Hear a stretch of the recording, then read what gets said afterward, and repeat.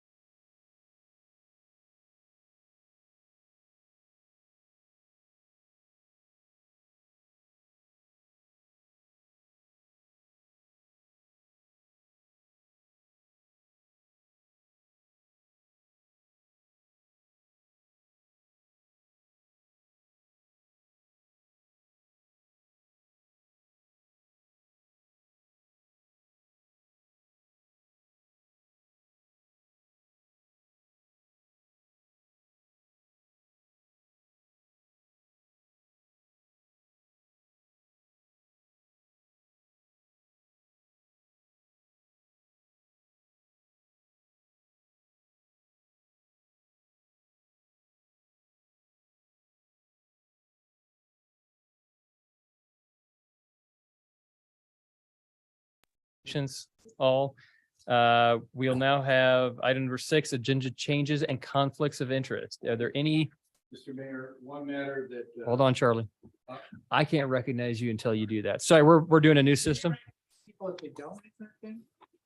I don't think I can. All right, we're gonna move to we eliminate item 9D, police department fees. I had some questions about that. The chief and I have had some preliminary discussions and believe it or not ready for that. So we're gonna ask that to be taken off the consent agenda. Which one again? Sorry. 9D, resolution regarding police department. 2023-06 police department fees. Okay, Okay, anybody else? so when's that continue to? Next meeting? next meeting. Okay. Yeah, we should be able to get the next couple weeks. Do we need to take a vote to continue that? Yeah. Okay, great.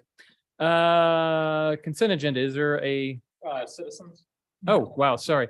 No. Council announcements, sorry. Right now we have council announcements, item number 7. I see Tony and then Charlie. Oh. Council Hershey, Still red. there we go. Wait, I have to look at my phone, sorry. I have a whole speech. It's gonna be about an hour and a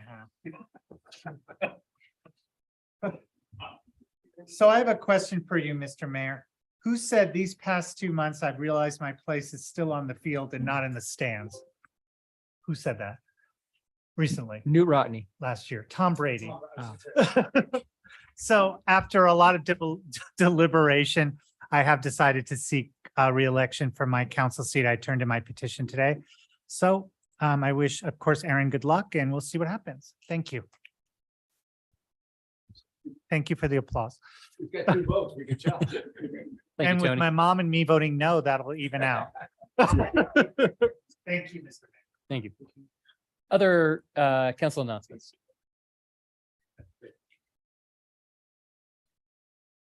I got a note, I'm the council liaison to the chamber. There is the chamber gala on February 4th or 5th, I think it is. I can't remember which date it is. 4th, Christian is letting me know. If anyone wants to go to that, we're all members of the chamber as a council. It's $85, but it's usually, it's going to be 1980s prom theme. So I'm going to go. I'm going to see if I can actually find a tux over that'll fit me. Anybody else? I'll just make a quick announcement. I've been doing the role of mayor tends to do different things. And sometimes, if I'm not really on top of letting everybody know, sometimes it just happens. And Councilor Wusso suggested that I put out a weekly, maybe bi-weekly-ish of here's what's going on, here's what's coming up that I know of, just as far as that role goes. And so I'm happy to do that. I think it's a great suggestion. I have some stuff going on. I will send it out to you guys. And if you find it interesting, great. And if not, you don't have to read it. Thank you. Are you gonna email me? Yes. Any other council announcements? Okay. Next up is citizens appearing before council. It's coming next.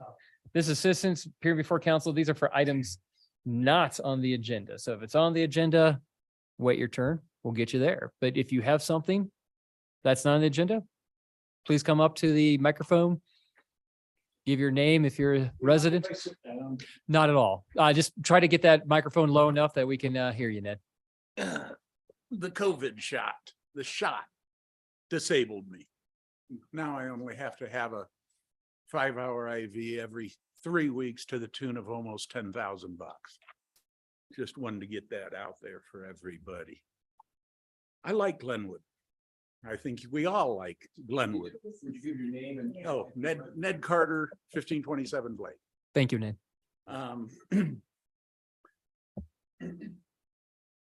No system's perfect.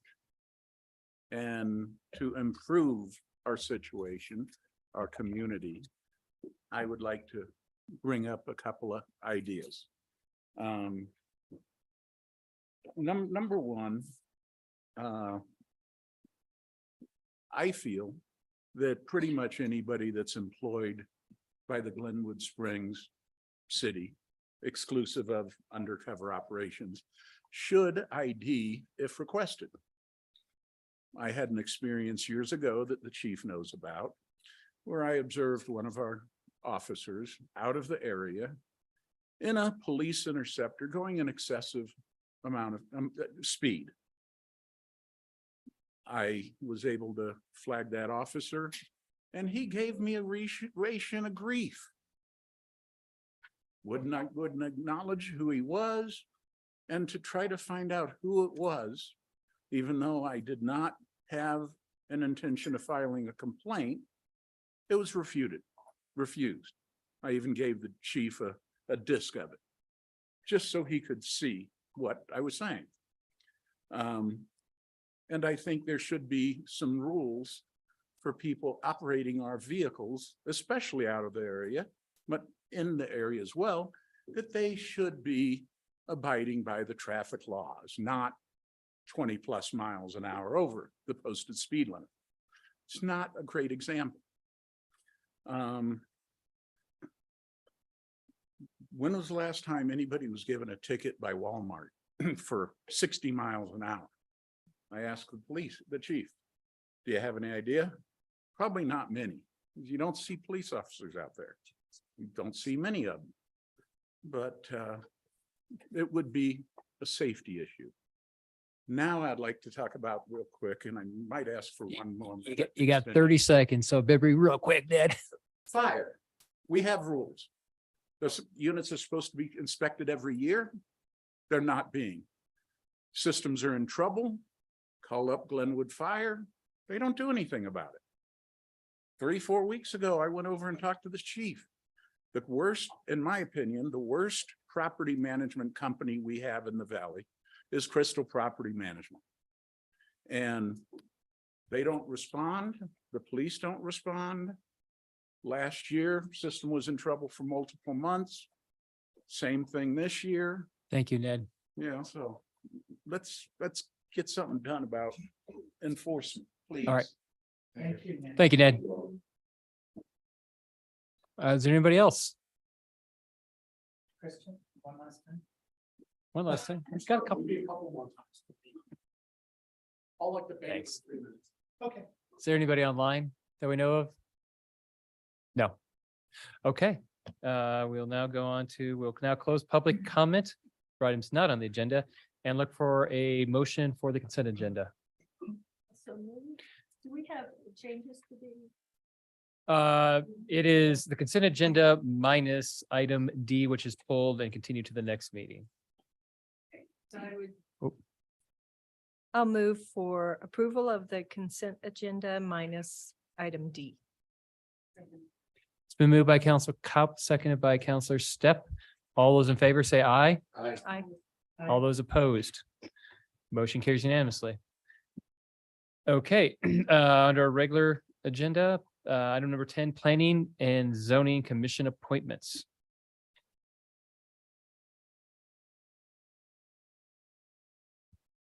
Go ahead, Charlie.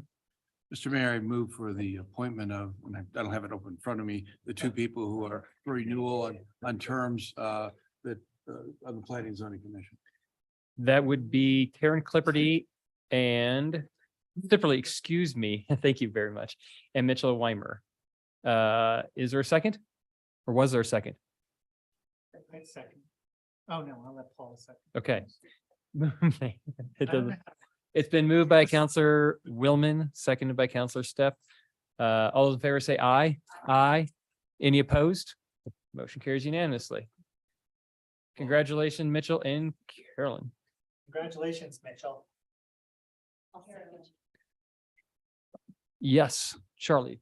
I would move to appoint Justin Bishop and Susan Emery. Justin is a new term to replace, I forgot the gentleman from the Pullman who moved out of the area. It's a 2-year term, and Susan for a new 3-year term. And this is for the Tourism Board. Tourism Board. Okay, we're now on that item. Been moved by Counselor Willman, second by Counselor Stepp.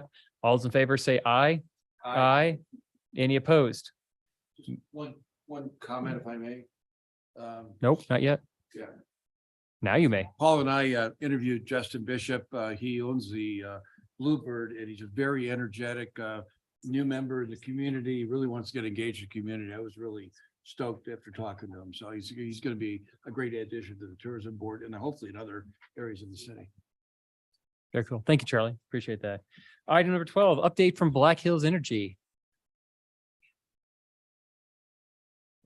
Who's here from Black Hills? Mr. Mayor, I don't know if they're going to make it or not. We were trying to work it out with them last week.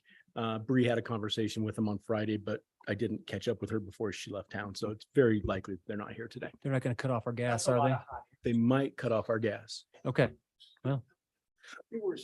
Okay. I've got some gas. I would move to continue this to a date. To a future agenda and we'll sort it out. Oh, yeah, sorry. Oh, Well, let me finish. I would move to not a date specific, but a future date when the gentlemen and ladies from Black Hills Energy can be here.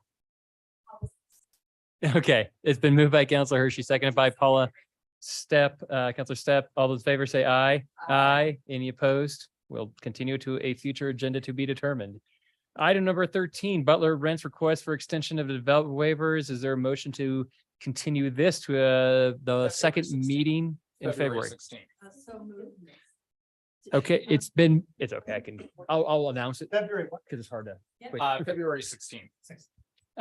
It's been moved by Counselor Kaup to continue it to the February 16th meeting. Is there a second? Moved by Counselor Kaup, second by Counselor Stepp. Nobody, how many is this? All those in favor say aye. Aye. Any opposed? Motion, really? Okay. Motion carries unanimously. Item number 14, Traffic Incident Management Plan Agreement, TIMS, and Emergency Operations Update. Are we going to be taking public comment on this too? Mr. Mayor? Yes, we Thank will. you. Good evening, council. Give me just one moment to bring up my presentation. Oh, one moment.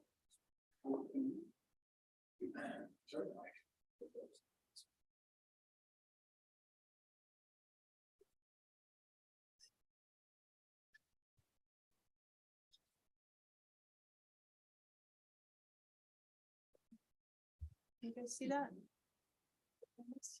No. Excuse me.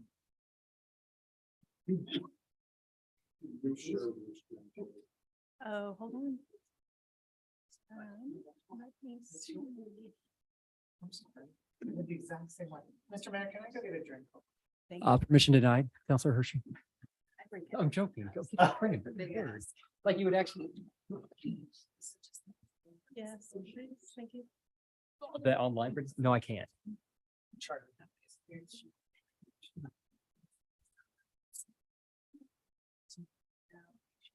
Thank you. Aspen City Council can have these culture right at your disposal, right? Thank you, Ryan. Thank you, Brian. Yeah. For Ryan, good choices. The fizzy water is really good. But this.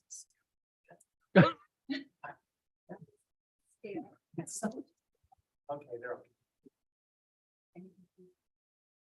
Ready to go?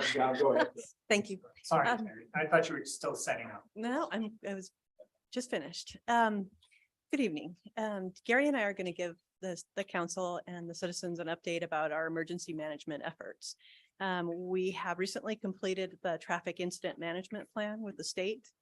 We do have pretty significant progress on the access line breaks, and we recently released our RFP for the emergency operations plan. Gary's going to describe the traffic incident management plan and process to you. Let me see if I can get that to move forward. What is it not letting?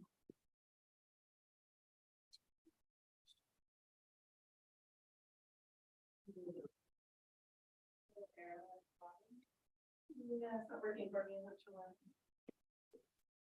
Oh, there it goes. Okay, we're good. So we've spent the last several months working with multiple partners with CDOT, State Patrol, county, and other agencies pulling together this traffic incident management plan. The intent of the plan is for us in a non-emergent situation to sit, discuss, pre-identify places where when we have an I-70 or Highway 82 incident, places that we can stop traffic, turn it around, or detour it as quickly as possible and in a predetermined fashion so that effectively the Tim's plan is a playbook. So when we have, for instance, a multi-vehicle crash in Glenwood Canyon in one direction, the plan is already in place to make the call to close I-70 at dot zero and then further up the road and activate a detour around the northerly route, which we're all very familiar with from some of the debris flow and fire activity. So basically, that's what the Thames plan does, is formalize that process with predetermined stop points and give us the ability to react much more quickly to get traffic diverted away from some of the gridlock that gets created if we don't do it timely. So I mean, I think I covered the bullet points. How does that, oh, sorry, that's a question. If you push your button. How, Mr. Chief, how does that work? Like you remove a physical barrier and send the traffic onto, I'm just not clear on the logistics. Okay, yeah, I'm sorry, I wasn't very clear.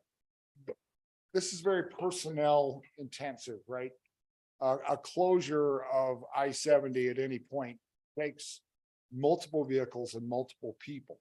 So collectively, between Garfield County, Glenwood PD, other municipality police officers, state patrol, and CDOT, it takes us all, it takes a village to shut the freeway down at any one point, which is why we need to predetermine in advance that this is going to be the plan, and let's get what resources we do have headed there rapidly. So does that help? Because, you know, there are a couple of gates. You'll notice that we still have a fixed gate at the bottom of the I-70 eastbound on-ramp. I think there's at the 109 eastbound on-ramp. You know, we're trying, but that's expensive infrastructure. I think that as time goes on, if CDOT has budget dollars, we may end up with some more hard infrastructure, but still takes manpower to go do that. No, I'm familiar with that's gates, but let's say you have a major problem, traffic's backed up from South Canyon heading west. Are you going to take cars off the highway where the Toyota dealership is, like onto 6 across the grass like that? No. Okay, No. so how do those cars get off the Okay, highway? so, and Terry can probably explain a little bit more in detail, but the idea of the access line breaks is, let's take your scenario. Something's going on in South Canyon. I-70 is a parking lot, right? At that point, we can't evacuate people out of West Glenwood, which I think a lot of folks out there experienced over the years, because of the gridlock at the 114 interchange, the 116 interchange, and those sort of things.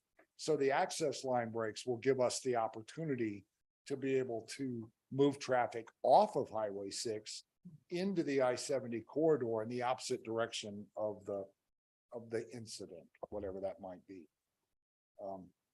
So that's the intent of the access line breaks, is to have that alternate way, not to get people off of the freeway, but to be able to get people effectively and efficiently onto the I-70 corridor in the direction that they need to go to get to safety. So again, I Gary, think, if I could just interject real quickly, and it kind of comes up with the email that we exchanged earlier today. When you close it, there's going to be people that are in that closure area. Is there a plan to evacuate those people in an orderly, safe manner? there is, but again, because of the manpower intensive nature of any kind of closure on the freeway, it becomes a secondary priority, right? The first thing is we need to get the closures in place to not have more people trapped. So our intent is to get the closures in place as quickly and efficiently as possible to minimize the amount of trapped traffic. And you know, with Tuesday's incident out here, there was a lot of trapped traffic between the no-name tunnels and where the wrecks were. It took a significant amount of time. Even once the traffic was stopped at Dots Arrow, then we can, as resources become available, start turning around the passenger vehicles and clearing them out. CMVs are a problem. There's very few places on the corridor to turn them around. So oftentimes they're going to get staged in one lane or another until we can clear the incident. So that's all built into the plan. It's obviously it's a very long document. So I think I may have covered most of what the plan is about. So I will add, as a part of the plan, this team will continue to review the plan. Terry and I think, are both on the longer term TIM plan. So we can review the plans and after incidents, talk about what went well, what could be improved, and those sorts of things moving forward. So it's kind of a living document, but in order to complete the process, we need signatures by the leaders of the municipalities, and basically we're asking Jonathan to be a signatory to the plan.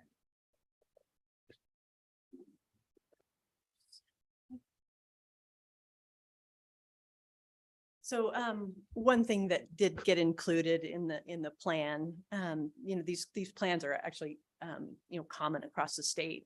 We worked with the state TIM plan coordinator on our specific plan, but Glenwood is unusual, as you know, beautiful and unusual, and in that we have those very restrictive canyons on either side. So one of the things that immediately needed to happen with the TIMS plan was to include the Glenwood Canyon closure plan that was developed, specifically for our debris flow events that we knew would occur. As we move forward with this TIM plan, we also wanted to recognize that South Canyon and the closure of the 114 is a really significant issue for Glenwood Springs. As Gary mentioned, we have had most recently, and I know there are other occasions in the past, the mile marker 11 fire, where we did have to close South Canyon at the 114. And like Gary's described, traffic flowed into Glenwood and essentially caused gridlock across our system. So that brought all of the community concern that, we had gridlock within the system. If there were an evacuation order out of the north side of Glenwood, no one would be able to go anywhere. So included in the TIMS plan are places on 82 where we would stop traffic. With the intent is the same with the Glenwood Canyon, where we stop at Dots Arrow and we stop at 109. If we stop out on 82 for a long-term closure, the closure would be at the 133. There are other closure points that could be used for shorter closures, but the 133 allows us to stop traffic and divert it to other areas. So that is our proposed long-term closure for 133, if in fact we have an evacuation issue or something similar to what happened with the mile marker 11 fire.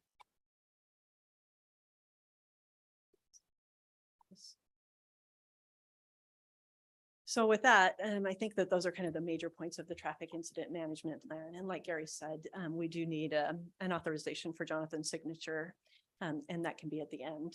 We do have a few more things to share with you about our other emergency planning, if you'd like to hear those first. I'd like to. And will we have time for public comment? We will have time for questions, public comment, and then our comments. Really? Yes, all of that. That's gonna be great. Okay. Will there be ice? No, I think I'm sorry. So like Gary described, we have been working on these A-line, we call it A-line breaks. It's actually the CDOT access line breaks is probably the more common term for it. We have set them and designed them to be in line with some of our major roadway systems on the north side. In this case, this one is in line with the Storm King Road and would provide access, for the northwest side of Glenwood Springs. This one is at West First Street and then would provide access for the northeast side of Glenwood Springs. And again, the purpose behind these things is to allow people out of northwest and northeast Glenwood to cross the interstate and head, potentially back to the east or back onto State Highway 82 in the event that there was an evacuation. Go ahead, John. Yeah, is that, it says private on that. Is that an easement through private ground, or did we do a eminent domain, or did we buy it, or how did we? We are How's that working on working? that right now with legal. Okay. Richard has, and Jessica both have been working with Comcast in this situation to provide access. And I Okay. believe that we are at a place where Richard is writing the agreement with Comcast now. We don't need to Yeah, go there. but, Thanks. yes, it will happen. So Jessica's been doing the design, engineering and legal have been working with Comcast to obtain access. CDOT, Jessica's been working with CDOT and FHWA on our planning and approvals. And we do believe we'll have approvals this spring to be able to build. Matt's crew is planning to build these internally. So we believe they'll be in place for the summer season this year.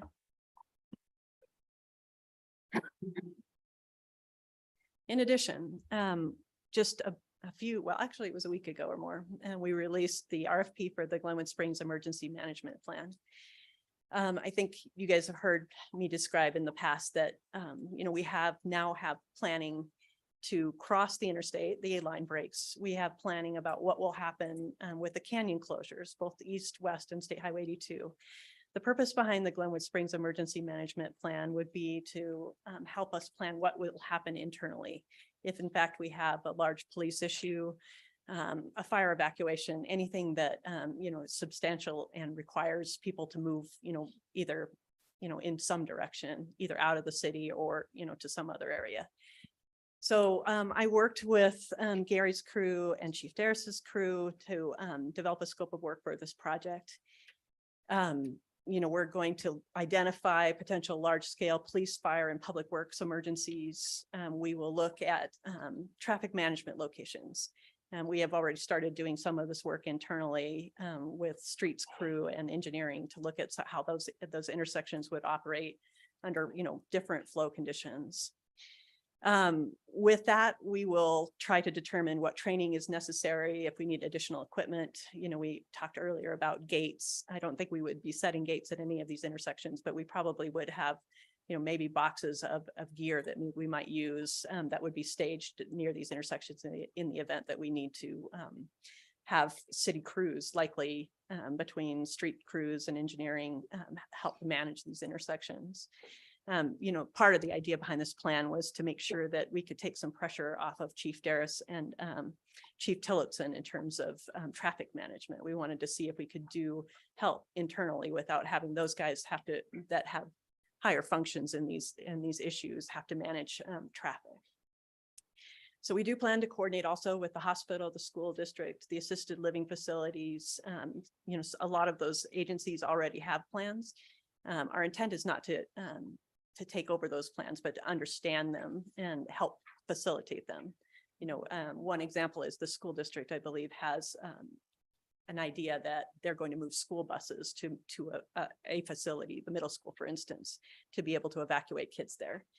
So if, the way we would interact with those kinds of plans was be to make sure that, we can clear a route from their bus facility to the middle school. And we understand that they need to do that so that plan can be implemented. Those are the kinds of things that we'll be looking at when we work with those agencies. We have already begun coordination with Garfield County. As you know, they do have an emergency management manager at Garfield County and an emergency management plan. I did include their emergency management plan in your packet. If you look closely, there is a section where they allow a local agency to have an emergency management plan, and they would like us to dedicate an emergency manager. And we don't have to do that at the meeting today, but I do think it's a conversation we should have, to have one point of contact for the city as the city's emergency manager. This effort will be our city's internal emergency management plan that will then be recognized by Garfield County. We'd like this effort to coordinate the TIM plan, to understand the TIM plan and how these two plans would interact. That would include coordination with CDOT and the State Patrol to integrate this plan. We wanted to look at potential safe zones, areas of refuge, shelters, and opportunities to shelter in place. We've had some conversations a little bit about some of those potential opportunities with the hospital. We'd like to review and expand our existing resource spreadsheet. Currently, there is a spreadsheet of resources, contractors, for various things, whether it be meals or, restrooms or those kinds of things. We want to look at the resource spreadsheet we have and try to expand and manage that resource spreadsheet. Again, we plan to coordinate with CDOT, CSP, and the county emergency manager. And we will, again, bring RAFTA into our calculations. RAFTA was a major player in our last, emergency management efforts, as well as our PDM efforts. So we'll bring them into our process early. Do you guys have any questions? I have a couple. I think you answered just one of them. So we do not have a city emergency manager now, but that will be in discussion. I think, we do not have a formal city emergency manager. Okay. Drew? Well, I think that the current code says that. Yeah, I believe actually Jonathan is. Our emergency manager. I object. Surprise. So We quite frequently don't tell them.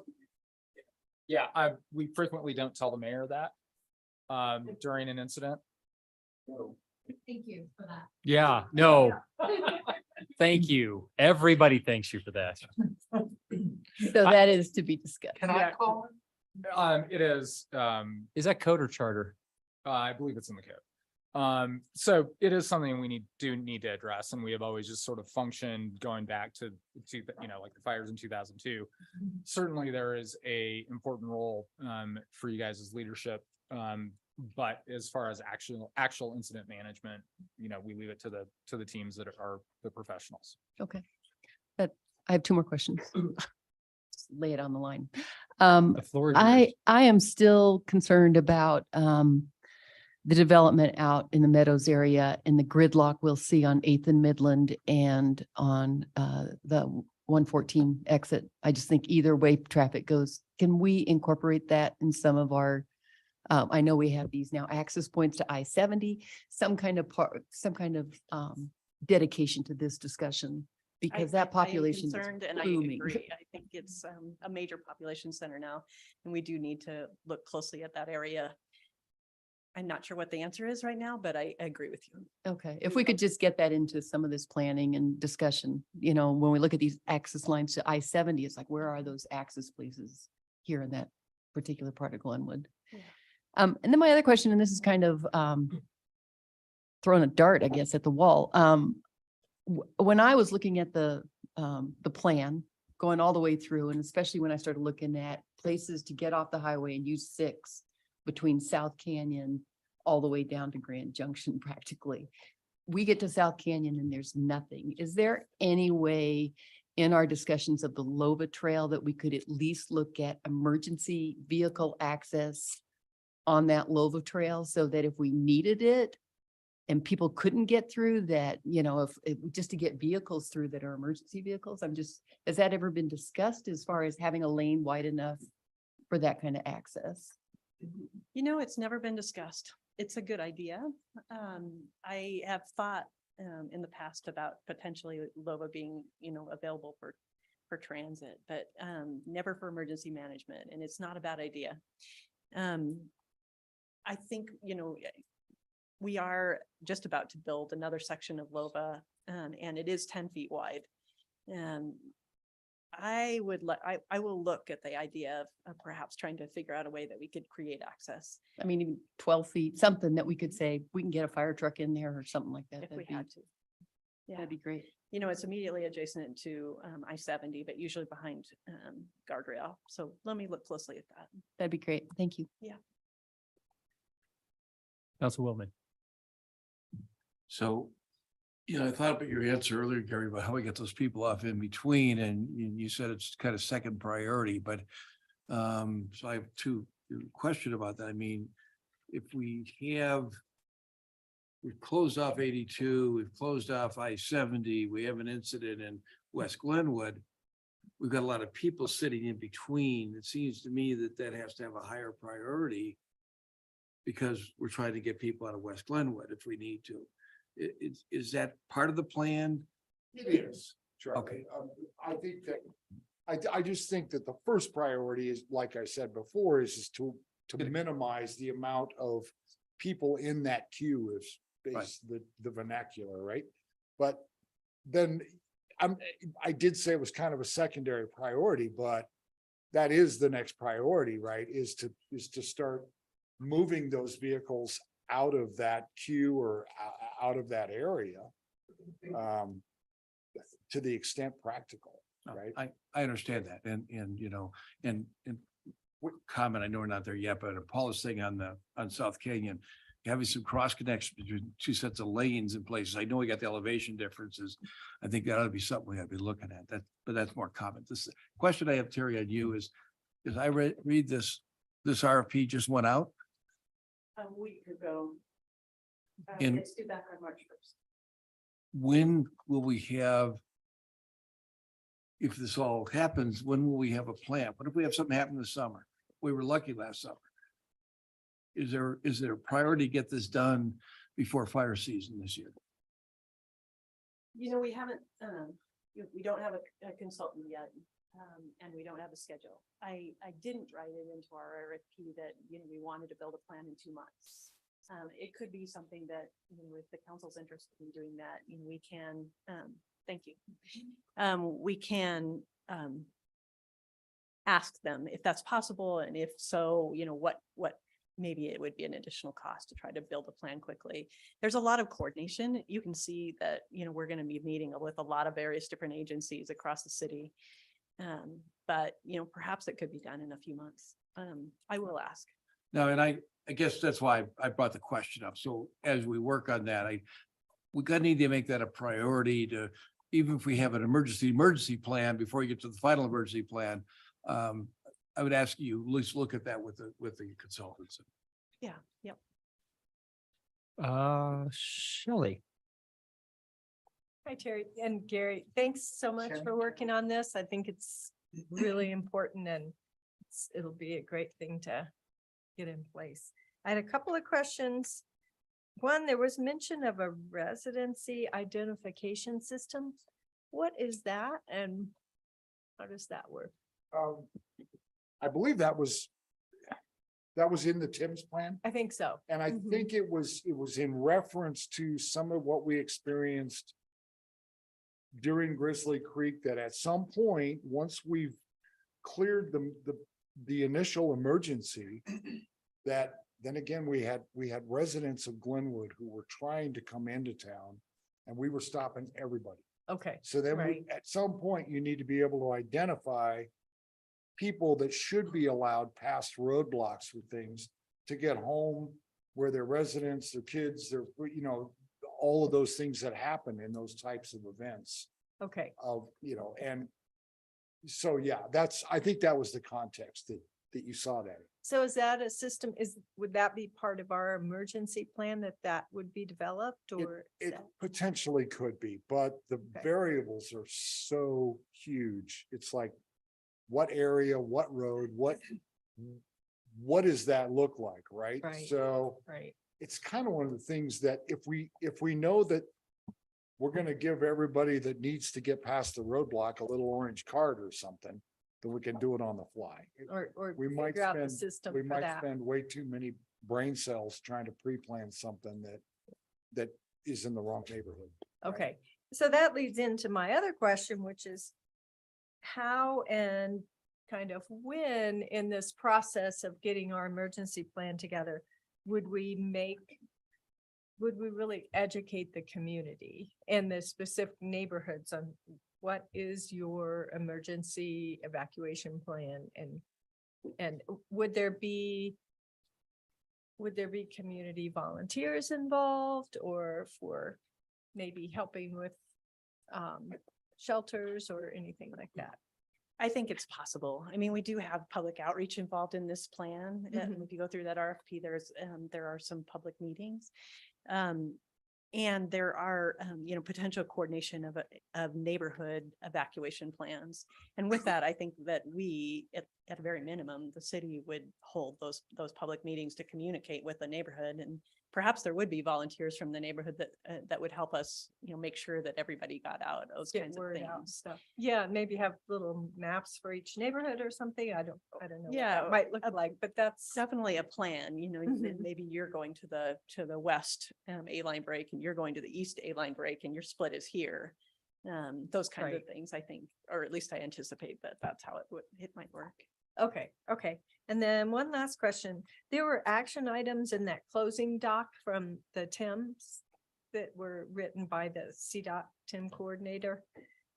Will those be part of our EMP or how will we address those? Because they were things like, assigning a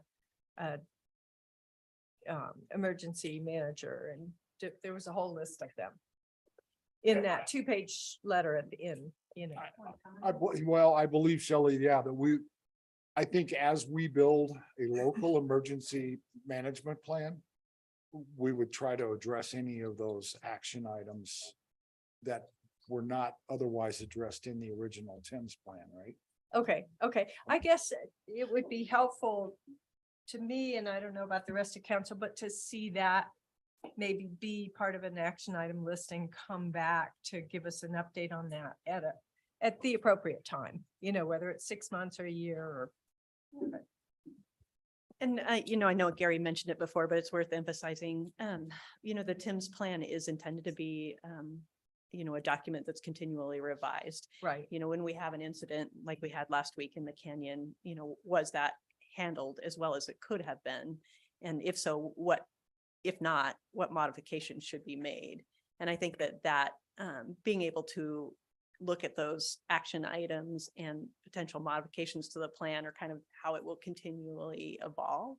Okay. But I Okay. agree. I mean, we'll get that list out and make sure we get back to the council with with the answers to that list. Okay. Thank you. And thanks for all the work on this. Any other questions? Okay, we'll now turn it to public comment. And I also see Lacey King. But we have someone. Yes, I understand. I just, Lloyd, please come on up if you're ready. I also see some people online as well if they would like to comment. Dog? Oh, yeah. My name is Lori Raymond and I live in the city of Glenwood Springs. And as a member of the Glenwood Springs Citizens for Sensible Development, I was involved in the opposition to the 480 Donegan project, and most importantly, on grounds of safety. So I was really pleased to see all the work that's been done in planning for, disaster response and mitigation, the traffic incident management planning. I have read through those materials that were in your packet. And I went back over it too, because I was struck by an omission that to me seemed glaring, unless I just didn't see it, but I don't think so. And that's the absence of any reference to the role of modeling programs, such as FLEET, the one that the University of Virginia has developed and has spread, made free for all kinds of entities who have to deal. The FLEET stands for Fast Local Emergency Evacuation Times. And it seems to me, as we argued during the 480 dispute, to be the right place to start all this planning, or at least it should be involved at the beginning, because the software program is made available for free to all the entities that might need to evacuate people under complex circumstances, geographic constraints like we have, different demographics, even seasonal variations for emergencies from wildfire to floods to terrorism. Washington, D.C. uses it.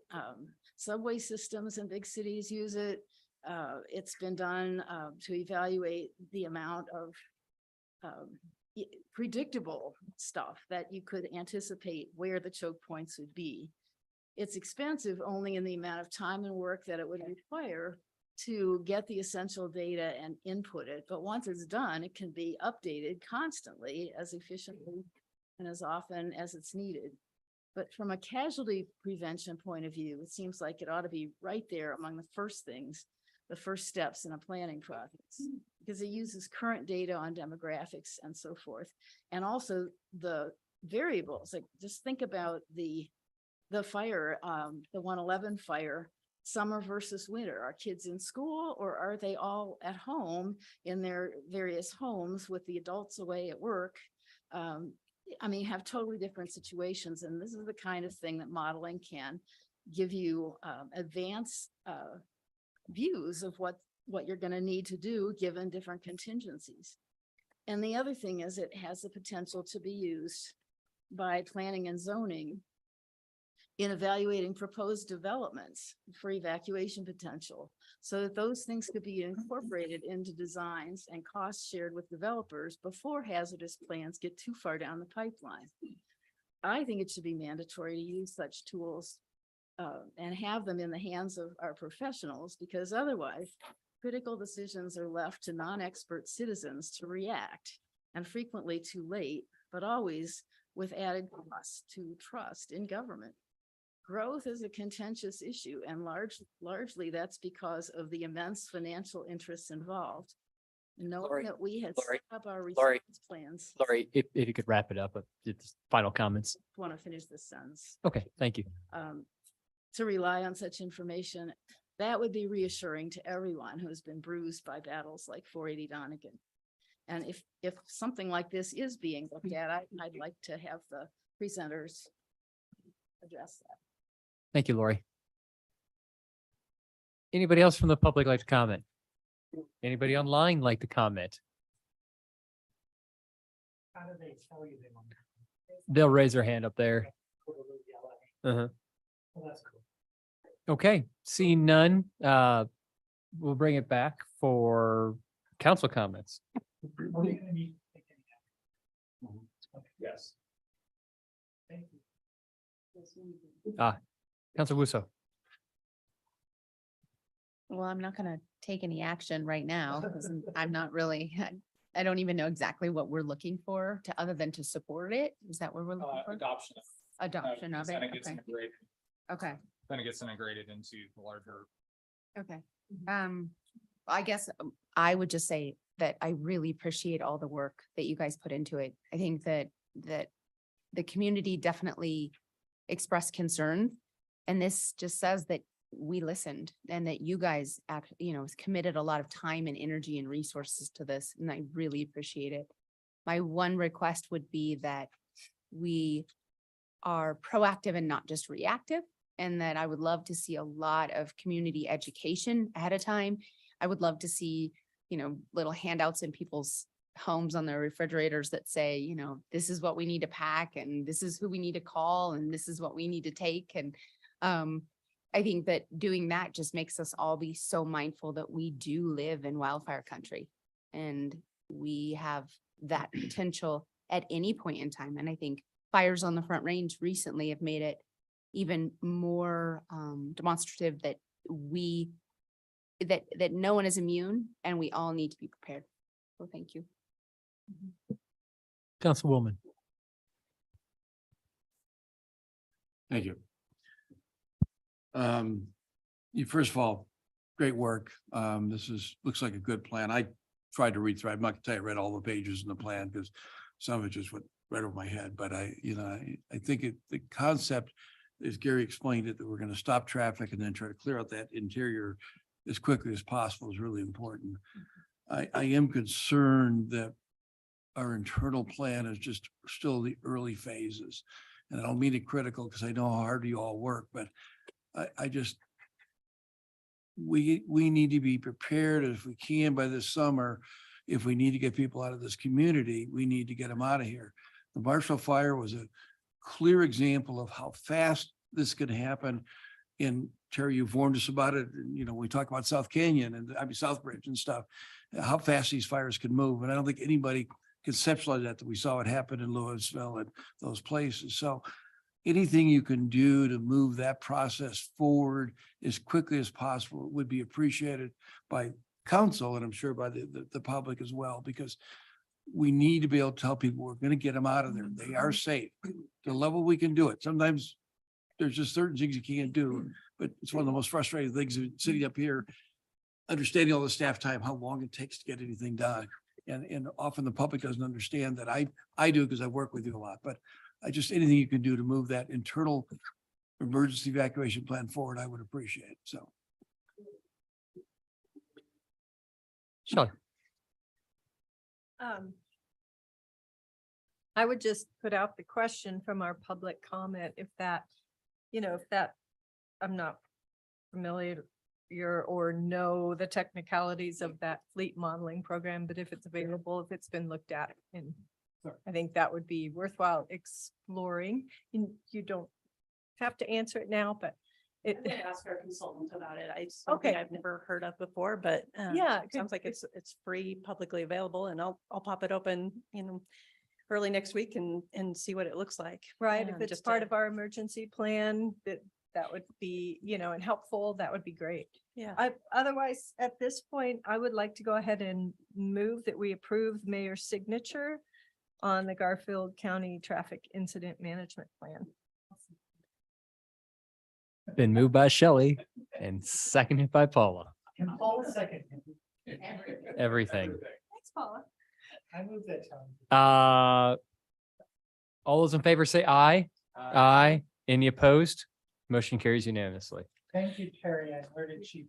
Yeah, thank you very much, guys. And thank you to all the other agencies throughout the valley and the region that are also working on this. This is a huge regional lift.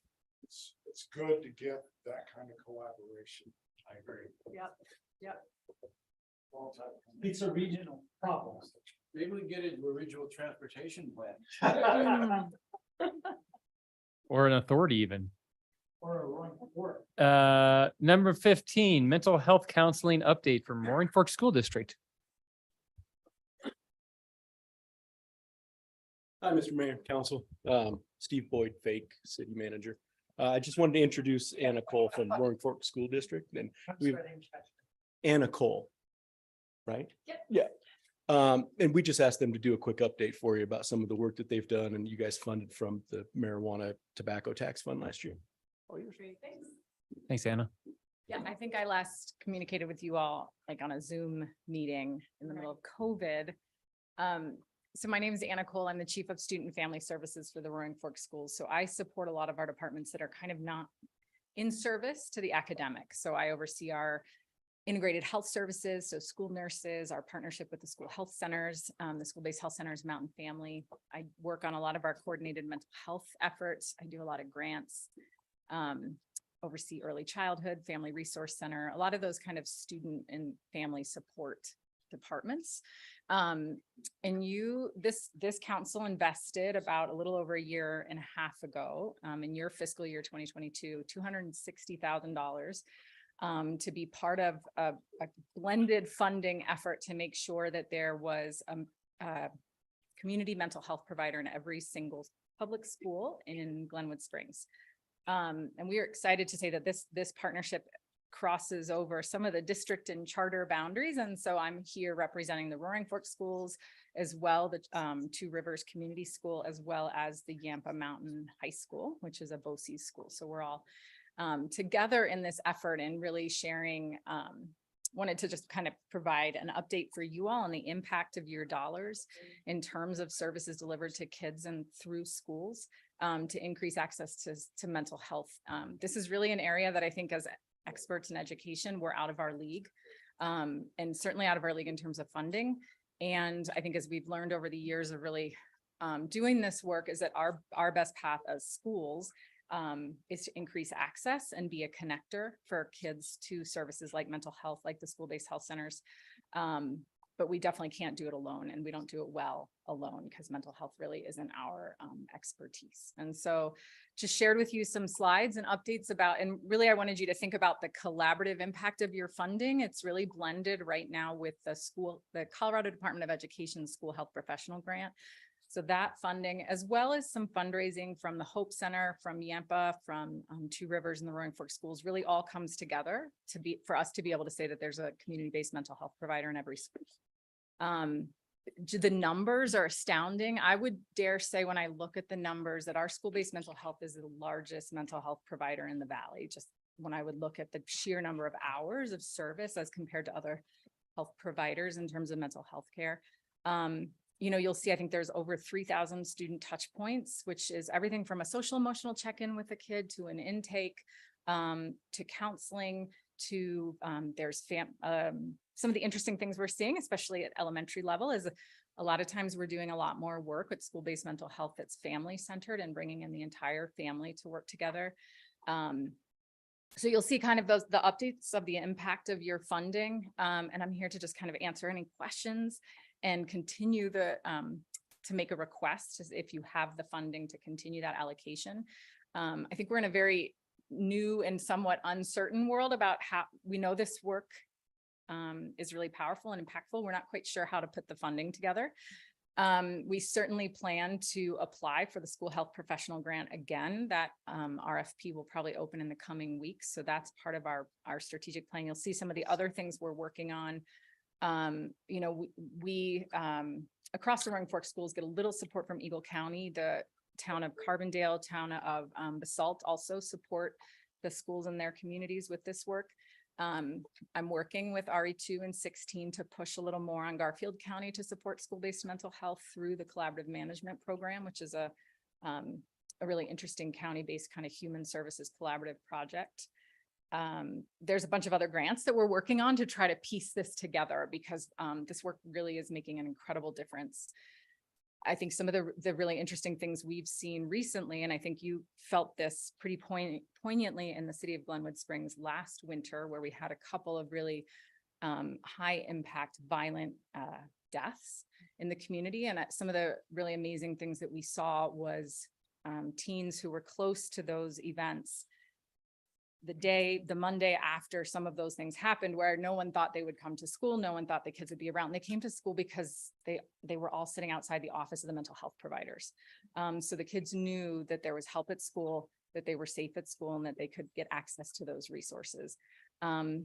We have kids coming to us. I mean, I think we're all feeling the mental health crisis, substance use. We have kids coming to us as trusted adults in their lives. Just this week, we were wrapping around a kid who really finally kind of acknowledged to someone a substance use addiction and trying to really be very responsive, because that's a pretty big step for a 16-year-old to take. So I think we're feeling like this is a really important tool, and just want to make sure that you can see the impact of that funding. It's very direct. It's really having a huge impact in terms of reducing stigma and increasing access to mental health. So lots of information in your packet. I'm happy to answer questions. And then would love to continue to work with the council on this. So. Counselor Steph. Great presentation, always something that I support. The last year when we did this, and it was mentioned in the packet, there was a part of the funding for this went for youth zone services. Has that changed, or is that a different thing now? Or are Well, they I'm doing not really sure where Youth Zone is on the work. We were really focused on this and trying to move bring you the data from the school-based mental health services, and Youth Zone's ask was really for mental health through their process, which is a little different because it's not based in the schools. And so we'd have to really reach out to them to get that update on what that impact was of that funding. And so would they potentially be a partner to this funding, or would they be looking for something separate? I think probably something separate. The funding that you allocated to them was really for their Glenwood Springs based mental health services that aren't school-based. And so I'm not really sure how that was utilized in 2022. And so really can only speak to the school-based component, which was that 260,000 that for us went to sustaining and then increasing access, mostly at Sopris, Glenwood Springs Elementary, and Yampa. So for clarity on my side, the 260 last year was all school oriented, and 70 was, I think it was 70 or something in that range. For Youth Zone was separate. I think so. Okay, great. Thank you. Charlie, then Ingrid. Oh, sorry. What is your funding cycle? You're asking, we're not in our budget cycle, and it always bothers me. We're looking at, and I have no problem supporting the program, But our budget cycle is you come to us in July or August, and we put you into our budget for the following year. So Yes. why are we here now? And I don't mean this critical. I just trying to understand the budgeting No, process. Great question. I wish you could see my whiteboard because the fiscal years are so complex, with our school year funding, with your Yeah. fiscal year. We had it in our head to come to you in early fall. And I think just in that communication and that lineup to bring this, the presentation's been ready for you since we kind of had the data from last year. I think it was just a matter of timing and getting us scheduled on your agenda.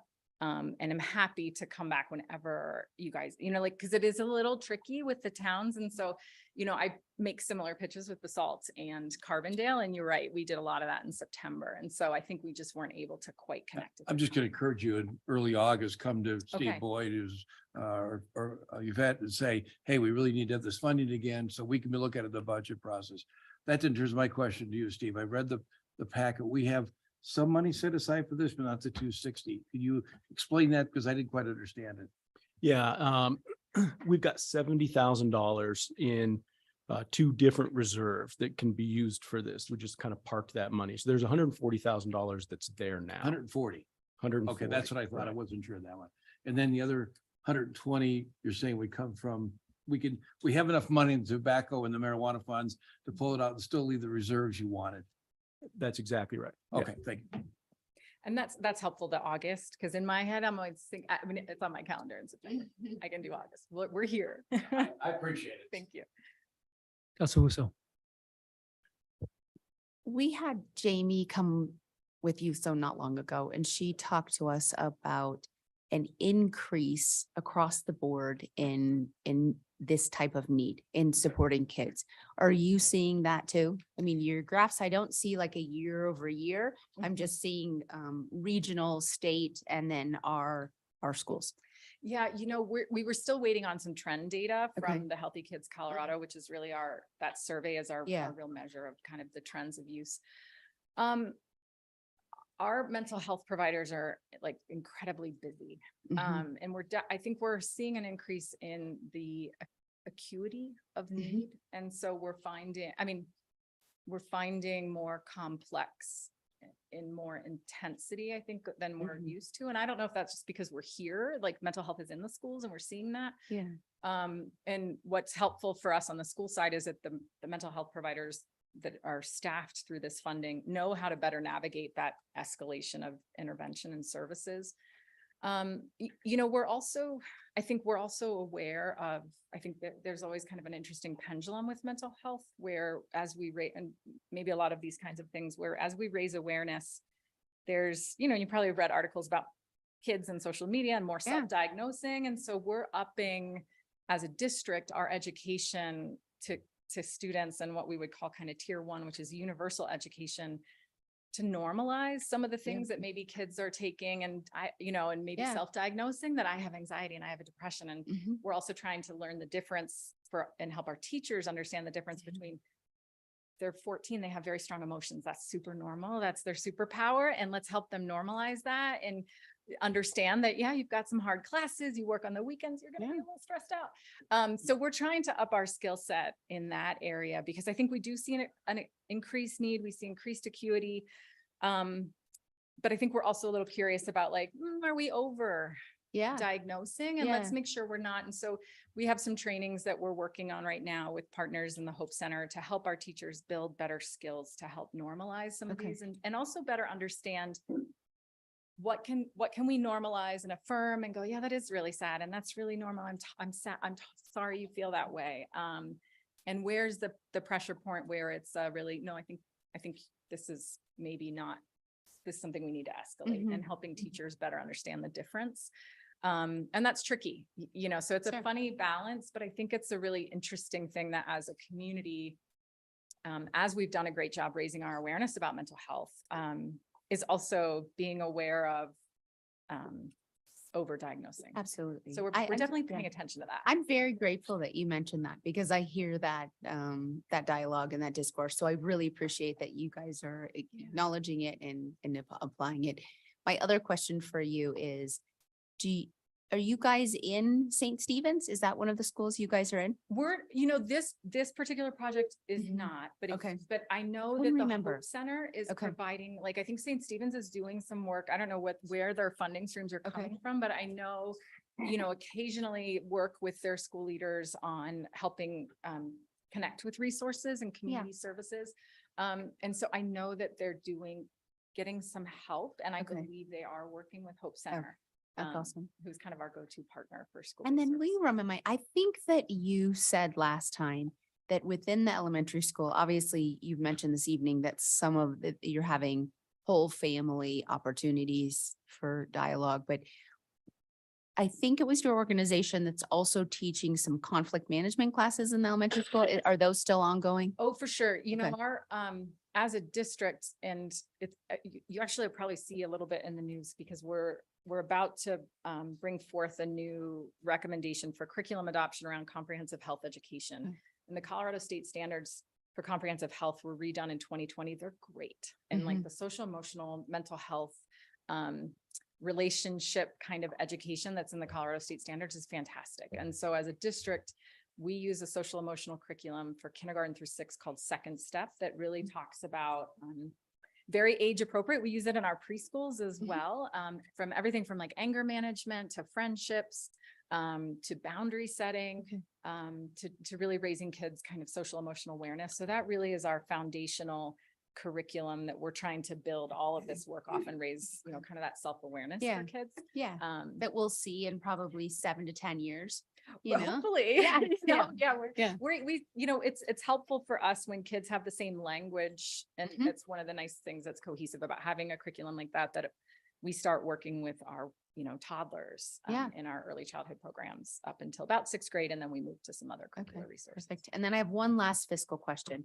And that is, do you feel like this $260,000 budget, is it working? Is it enough to serve all the schools? Are there deficiencies? Yeah, if you ask me in like 3 months, if we find out if we get the school health professional grant. I don't know, that sustainability question comes up a lot for us. And I just don't know that we as a community, there's just this year, some federal grants that came across for school-based mental health. They were 1-year grants that were not able to, they couldn't supplant existing funding. I always mix up those words. So it didn't quite work for us here because we're trying to sustain funding. Okay.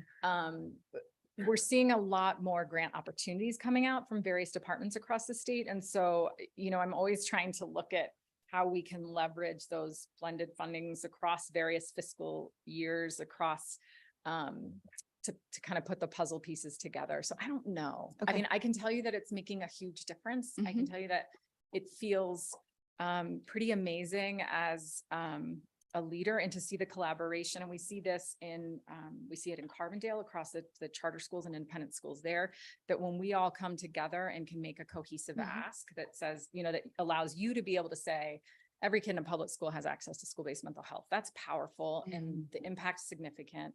And so I don't know. I don't know that we've quite hit it yet. I certainly feel like there's some untapped potential in some of the county funding streams.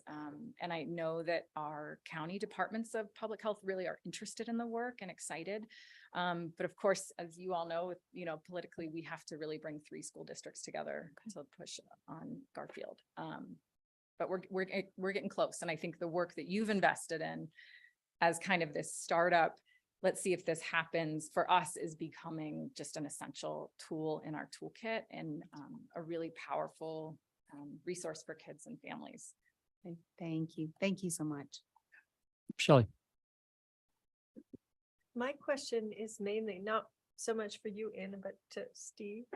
In your memo about the funding, it looks like we have the 750 coming out of the tobacco tax fund that is more than what we're going to take in this year. Is that an annual thing going to detox, or is that just a first year? The $750,000 transfer. Yep. We do it every year. The number can be a little bit different every year, but it's for the things that are kind of listed there. Okay, because it sounds like I guess we might be able to come up with the funding this year, but are you guys, is the school district looking at this being an annual appropriation essentially? You know, Or that right now, Hoping. I mean, it would be wonderful Okay. to be able to build on that. I also know that our towns are supporting this work through tobacco and marijuana funds, which are unpredictable. Right. And the point is that, right, we're supposed to be using those tax revenues to invest in prevention and intervention so that we don't have them anymore. And so they should be working their way out. You know, I'm not sure. I can tell you that like you know, and you can certainly bring them here, but I'm letting them all stay home. But that, you know, the principals in their schools are, this is a very, this tool and resource has become really essential for them. Okay. So I don't Okay. know. I mean, I don't know. All right. We're definitely pushing, like the one thing I like about the school health professional grant is that, and we've had this grant funding for about, this is our 7th year, and it's kind of a 3-year cycle. And so we've had a lot of success in getting this grant from the state. And we're kind of a model project because we've really piloted a couple different things and kind of landed on a system and a program that's really delivering in terms of impact. And what we keep seeing is the state legislature keeps adding money to this grant. And so, you know, we're hopeful, and I know that the school health professional grant team is hopeful that in future allocations from the state for school funding, that they'll start thinking about the need for these kinds of resources and more sustainable funding streams. It's just kind of a long game, but we're definitely trying to show that this is working and is having pretty potential, you know, really strong impacts. But Right. And I'm just trying to get a handle of what we can afford to do this year, but also what, you know, my understanding for our marijuana and tobacco funds is that a lot of our focus was going to be youth for that. So now it looks like we have a very large amount going to detox. So I think we need to have an internal conversation beyond tonight's meeting. How do we allocate these funds in the future? Well, Yeah, it's January. Thanks. Any other questions? Any other comments? Anna, thank you very much. We appreciate it. Great presentation. We love all the work you guys are doing.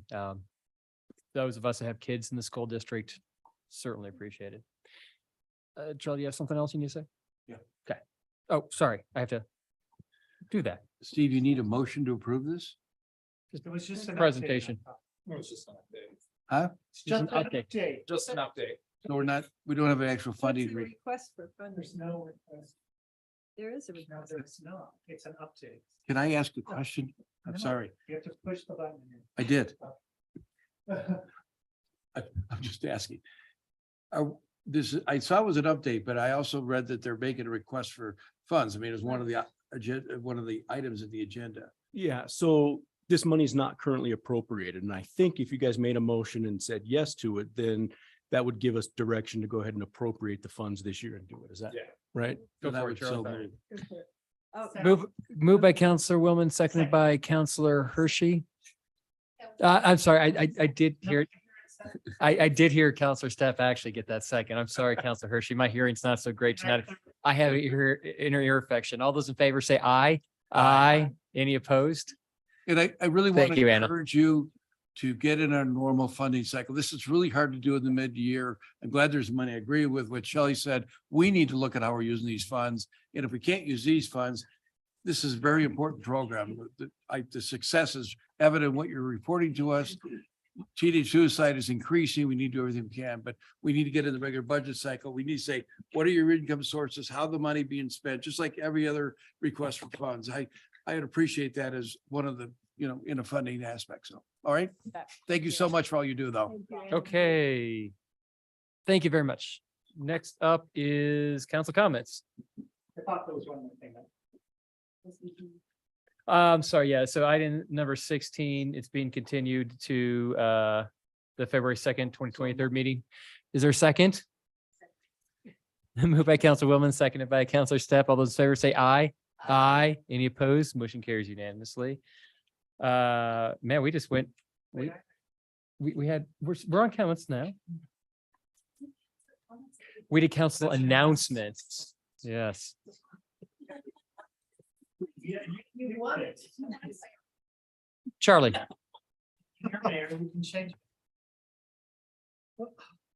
Charlie. Yeah, a couple of things. We had a DDA board meeting this week.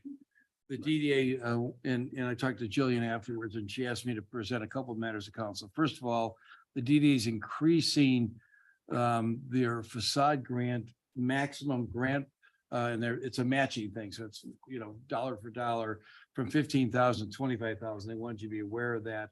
They're getting a lot more requests, and you're starting to see it in some of the buildings around town. So I think it's a real successful thing. The second issue that came up, and Christian, if you need to weigh in, and if I don't get this correct, let me know. Second issue that came up is part of the facade grant is one of the things that DD started talking about is providing money for people to put security cameras in outside their various premises. And I think there's a leaning on the DDA to go forward with that. At my suggestion, I thought they ought to at least talk to council, and we don't need to talk about that issue tonight.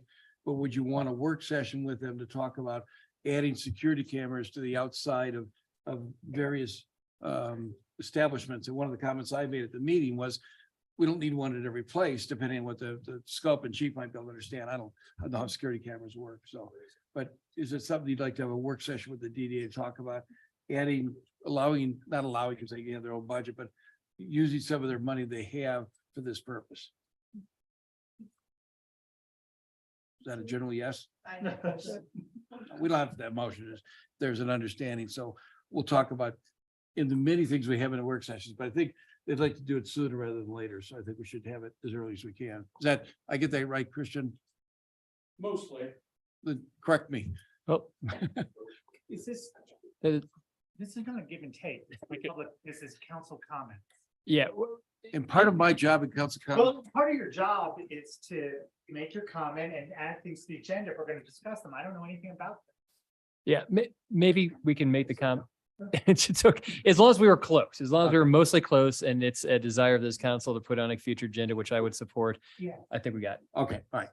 Second issue is come up in a couple of meetings I've been in about having a community-wide calendar for events. I talked to Angie at the chamber today. They're happy to take the lead on that. It would be a calendar that could be available that people could post in their various retail establishments saying, we're going to have the car show this weekend and that weekend. And they would do, the chamber, if they can make it work, would do a coordination. So just an idea. I think it's a good idea. I looked at our calendar in the Parks Department. It really talks about the South Parks Department. It's a great calendar, but it wouldn't necessarily fit together. Pardon? They don't. They did for a while, but anyway, but Angie's going to bring it up with the board, and they'll talk about it at the board level. The last thing that I wanted to bring up is I have been almost hit, not hit. I've been almost hit at 8th and Grand almost on a weekly basis now. And what's happening is people are running the red light. It is, I guarantee you, it's not changing. It is fully red, and they're 30 yards, not 30 feet back, not 30 yards back. And they're running the red light because they want to get onto the Grand Avenue Bridge. And it happens a little bit the other direction, but it seems to be mostly that direction. Is there any feeling among council? And I've never been a great proponent of traffic tickets through cameras, but it really seems to me we need to stop that. We don't have the police force to be out there watching it.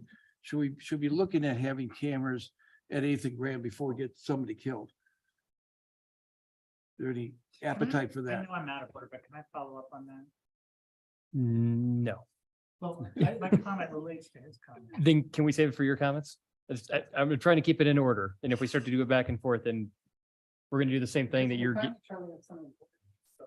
think we should discuss that. What's that? Sorry, What- was confused about what was okay to what- discuss. what- and what wasn't. Well, you can. Well, make a you- comment. you- I guess what I'd like to know is, should we direct staff in everything they have to do, but to begin look at that issue, to see what the cost would be and to look at the pros and cons of something like that. And if there's no appetite to put the cameras up, I don't want to waste anybody's time. I'd be supportive of having a conversation about cameras in the community to prevent accidents and crime. Okay, So is that a future agenda item like Yes, the that last would- thing was? Yes, okay. Thank you. That's all I have. Thank you, Mr. Mayor. thank you. Next is Shelley and then Tony. I just had a question.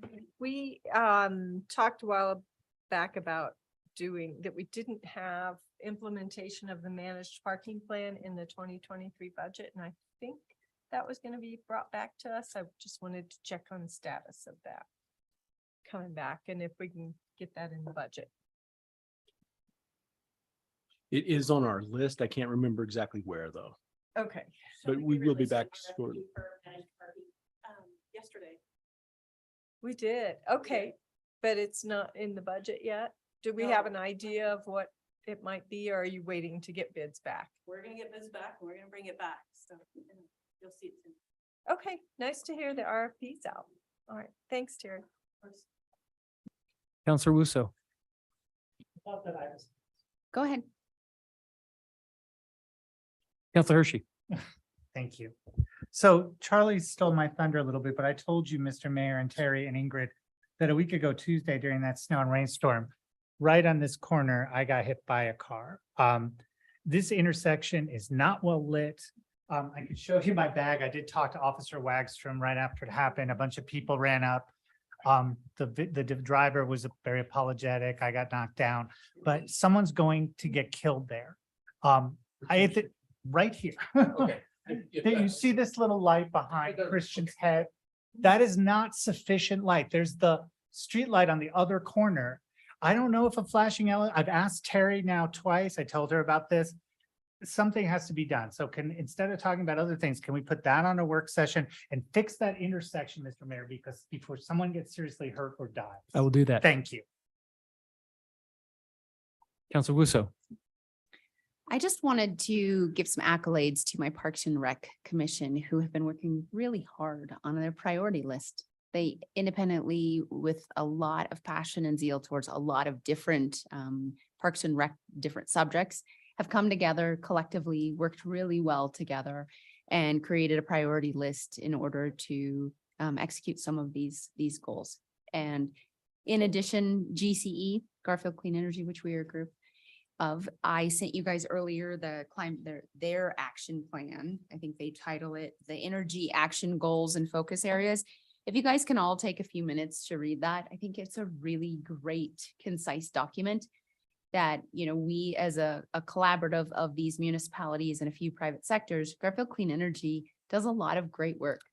It does great work regionally, and I feel like it's a really solid opportunity to have alliances with other people in our valley. And I feel proud to be a part of it. And we've, like I said, the work that we have done is regional. So make time. It's in your inbox tonight. I pulled out the easiest, the poppiest sheet, and read it, know it. And if everyone is comfortable with it, I'd like to also share it with planning and zoning now, and maybe disseminate it to the other boards and commissions so that they too can see what the priorities of GCE are. Thank you. Couple things we are announcing, and we approved on the consent agenda this evening, a new contract with our new city manager, Beverly Marshall. We are all very excited to have not just a city manager finally to relieve our valiant Steve Boyd and all the other senior staff that's pitched in, but we also are very excited. We want to extend, if Beverly's watching or she watches in the future, that we are excited for you to come to our community. There's a press release that just got released a bit ago. And so we're very excited to have you, Dr. Marshall, and thank you to Steve for filling in. And I think we'll have you for another month and a half until Miss Marshall's able to come here. So March 20th. Real quick, I was at the Governor's State of the State address on Tuesday. For this body, what we need to know is that there is a large part of his speech was about land use and upzoning. And that is going to be, it is in theory primarily a Front Range issue, but there's 12 communities called out in the Intermountain region, and Glenwood Springs is one of them. So we'll need to keep track of that. There's a lot of things going around about what that could mean. there's things that sound good. There's things that sound, interesting. And I think we'll just have to see and monitor that. I don't know enough about it to make any comments pro or con at this point, but just want to bring that to everybody's attention. CML housing subcommittee, we're going to talk about some of these issues next week. So. Okay. Anything else? Seeing none, I will city manager comments. A couple of things. There was a meeting some time ago. I wasn't there, but as I understand it, there was a little bit of confusion about a couple of our contractors. Urban Trans works for us on our TDM. They continue to work for us on our TDM. We're contracted through the end of 2024. Fair and Pierce is another engineering firm that we have worked with. They are still with us. They help us with, they're a subcontractor on the comprehensive plan and help us with other things. So both of those contractors are in fact in very good standing with us, and we keep working with them. So I just wanted to clear that up. Second thing is, at the airport commission meeting this morning, I think Greg Rippey gave an update on, some of the work that the pilot community has been doing and looking at upgrading the operations of the airport using some kind of a fixed base operator. Just to be clear, that's the pilot community pushing that. That is not the city or city staff. Carl and I met with Greg and Haley at one point and answered a few legal questions for him, a couple of months ago. But that's been our only involvement. And they have said, well, if we come across something that we like, can we get in front of council? And the way I answered that was, we're going to have to update council on a number of things airport related here in the next couple of months. So we'll have a work session and I'll ask council at that time if they want to hear this proposal. So just if anybody's talking about, some solution like that coming together, that's where that came from and what we're doing. Don't we have a work session scheduled in February? It's And so Mr. Rippey had, a little bit of an interruption in his ability to concentrate on this. So that may get pushed back a little bit. I don't quite know yet. Airport discussion. Airport discussion. John, you're still not on. Jonathan, got it. Sorry. Airport discussion, February 16th, and then looks like another one later I saw today when I was looking through it. So, Right. but that's, I can add to that. yeah. I can add to that. They were tentatively scheduled for a joint session, the airport board on February 2nd. But in the discussion this morning, they're asking Christie to move it back so that they have something more to discuss with the city council. So the 16th is still on as far as I know, but the 2nd will be moved to later. Right. And the 16th may not hold either. I don't know if we'll be quite ready or not, but the idea is that we'll have an internal work session and then you guys can decide whether or not you want to have a joint session about this. That So, makes sense. Last thing for me, you guys all saw some pictures of the walkway that got sent through pretty recently, and they were really not very pretty. I mean, it's an intimidating scene, and the word that was used was unacceptable. I completely agree with that. The thing is, there was no illegal activity there, so it's a little bit harder than just moving them along. We are looking at solutions like expanding the no camping area to that area, which would give chief and his staff a little bit more enforcement. There's a CDOT right-of-way issue there that we'll have to work through, so it's not super simple. But I wanted you guys to know that we are working as hard as we can on ways to get this homeless thing under control. And in the meantime, we're going to see some stuff that really isn't very pretty. Thanks, Steve. Yes, go ahead, Tony. Well, I disagree. It is illegal if they are obstructing a passageway, if they're harassing citizens who are walking, if they're blocking, if they're littering. This morning, there was a gentleman at the post office who left the door open. That's a trespass on federal property. People complain and they go to the police and police go, the right to rest under Colorado law, and the ACLU says they can. That's true to some extent, but there's some places you can't be, and there's some things you can't do, including, disorderly conduct and obstructing people. Yeah, and it's my understanding that, it does look like it's obstructed in there, but it doesn't meet the legal definition of, chief being able to remove people for that. I agree that there sometimes are illegal things that happen, but for the most part, they just kind of sit there and look menacing, but don't really hurt people when they go by for the most part. So But if I they don't block disagree with what someone's you're saying. way or put their hands on somebody or scream and yell, that's different. Well, certainly up until the scream and yell.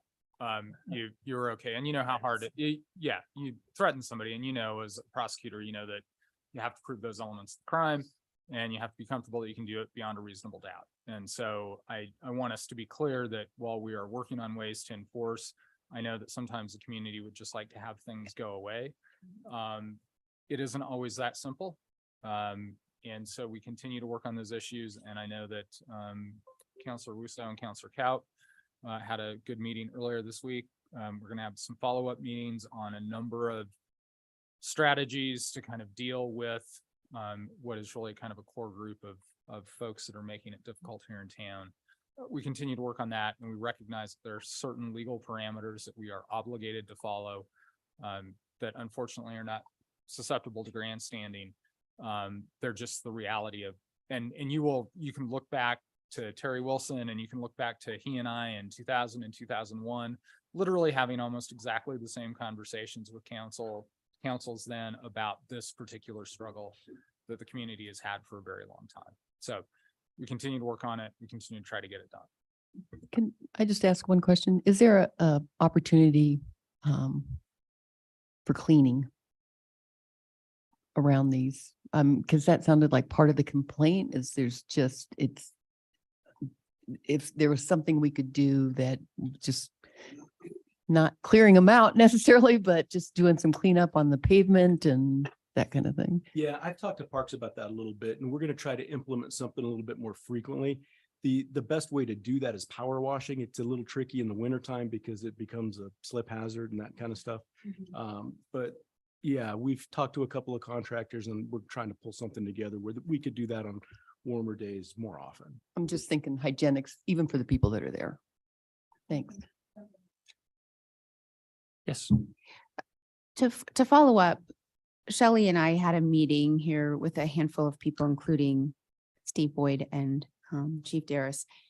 And it was a very thoughtful and very candid conversation about the challenges that we have. And this is not something that I think we're going to be able to figure out or even express frustration about up here, because expressing frustration doesn't actually solve any of the challenges that we have. I think it's a matter of working with multiple agencies, having good, clear communication, recognizing what is within our parameters, what we can and cannot do, and educating both the community and our council and the people who are impacted. So in the meantime, and you know what, and council, I guess Council Hershey is saying he doesn't need to be educated. Yep. And so I guess more than anything, then what I would say is it may take some time and energy, some meetings at different times, which Councilor Kaup and I have already committed to. But I want the community to know that we are working on this and that we do take it seriously and that it impacts our community and our experience as much as the community's experience and the community members. So if everyone could just be patient, just know we're not taking it lightly and that we do really care about handling this in a way that, one, we don't end up with lawsuits or, anything that dire, but at the same time, maybe we can make an impact and see some positive changes. So thank you, everyone. Been moved by Councilor Hershey to adjourn. Yeah, I was going to say, I think you have a letter in your packet. I know. Do you have anything, Carl? I was going to say a few words, but clearly the patience of council is at an end. So No, we're now we're good. I do want a lot of folks have probably seen. I know we discussed it earlier. Speaking of things that we're working on and wanting the community to know that we were working on, council shared a number of the pictures of the slide that occurred up at the RMI mine, where that cut face collapsed. That's certainly something that we're aware of at the staff level. I've communicated with the congressional delegation regarding that. We've communicated with BLM both locally and nationally regarding that particular event, as well as communicating with DRMS down in Denver. So I just wanted people to know, as they look up there and they see it, and it was super obvious when the snow was on the ground and it slid, that we continue to work on that issue for the community and recognize the ongoing threat that that particular operation poses to the community, and we continue to work on it.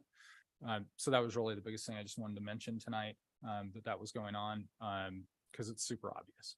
And I think that's it. Thank you. Thanks, Carl. Thanks for all your work on that too. Correspondence, incoming and outgoing. Oh, you can hang, I mean, you don't need to actually leave. There's a letter.